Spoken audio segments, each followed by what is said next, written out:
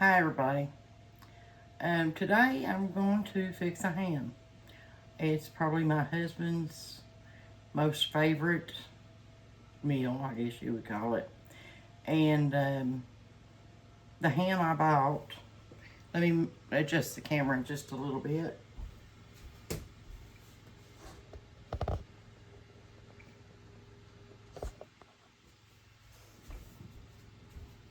Can you see there?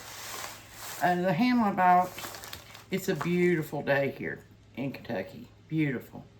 But I thought I would put this ham on. I can leave it for an hour and a half, maybe an hour and 45 minutes, and come in to get, I want to go outside and work some in my raised beds and get them prepared for next spring. This is a, I can't read with my glasses on. This is a hardwood smoked. It was $1.98 a pound. It's almost a 12-pound ham. But now I will use this, we will use it to eat off of a couple of meals, and then I will probably make some ham salad. I'll use the ham bone and some soup beans later on this week, and I'll try to show you that. Everybody loves my soup beans, so I'm new at this, but my name's Brenda, and I don't know a Brenda that can't cook. So anyway, I paid $21.01 for this. And let's say we get 4 meals out of it. You can't beat that. And especially with today's prices and stuff. So I've got one of these old-fashioned roaster pans. Remember those from, well, my mommy always sticks a turkey in them. And so I've done washed it. I've done washed my hands. I've rinsed the ham off and put it back on the package. You want to turn your fat side up. I've washed the lid. Let me wash my hands one more time. I've touched the meat and stuff.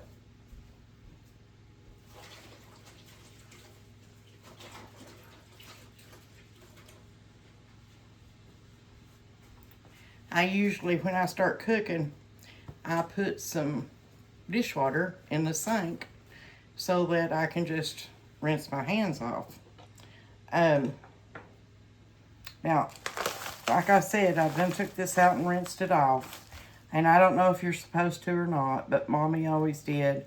And let me adjust the camera and one more time to get it. I'll get used to this and I'll get better, I guarantee you. So that you can see what I'm actually doing to the meat. And it's one of the easiest meals you'll fix.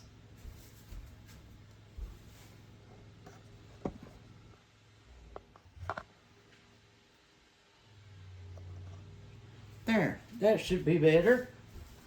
So you just take the ham. You could spray your pan if you wanted to with Pam or whatever. I don't.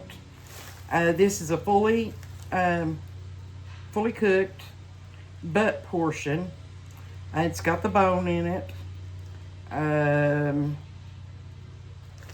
That's about all I know to tell you about this. Now, I left this bag here so that it wouldn't get all over the place. Let me just dispose of this. Wipe my hands off again. Now, I don't think my lid is going to fit on top of here, so I may have to use some aluminum foil. Oh, almost, but not quite. So, what you want to do is put a couple cups of water in your pan.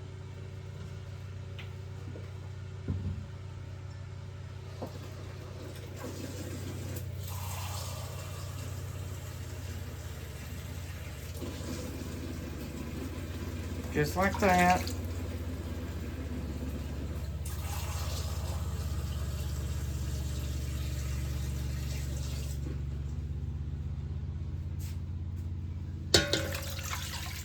Now, a lot of people my husband likes it with brown sugar and pineapple on it.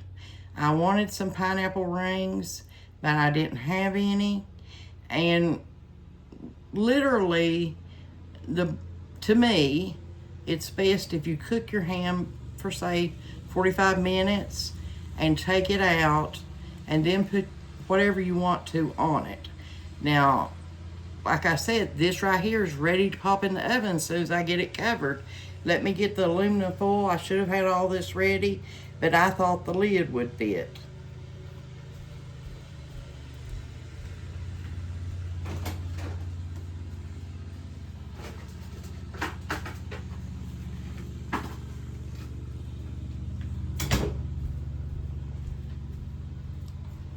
And with this meal, we're going to have some I grew the green beans. I do garden a lot too. I grew the green beans and I canned them. So we're going to have some green beans, and we're going to have some sweet potatoes that I grew, and I would like to have some deviled eggs. Maybe I will, maybe I won't. And maybe some crescent rolls. Probably some crescent rolls. But just cover up your ham so that it's sealed good and tight, because they'll tend to dry out. Now, me nor my husband, either one, I thought whenever they started making them spiral hams, I thought that would be the, like pocket, when they put pockets on t-shirts. Handy as that. But I have found that the spiral hams, they dry out. They're just very, very dry. And I just don't like dry ham.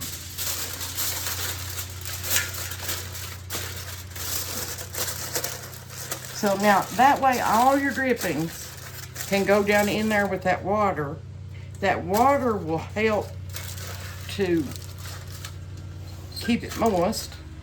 And, you could stick your lid on there, because it will shrivel down a little bit. Not much, though. But what I'll do is put this in a 400-degree oven. I'll check it in 45 minutes or so. And then I will add pineapple and brown sugar to it. Now, if you didn't add the pineapple and brown sugar to it, you could always use the drippings to make what's called ham dumplings. It's just like chicken and dumplings, except it's made with ham. And I will be back when I get the first part done.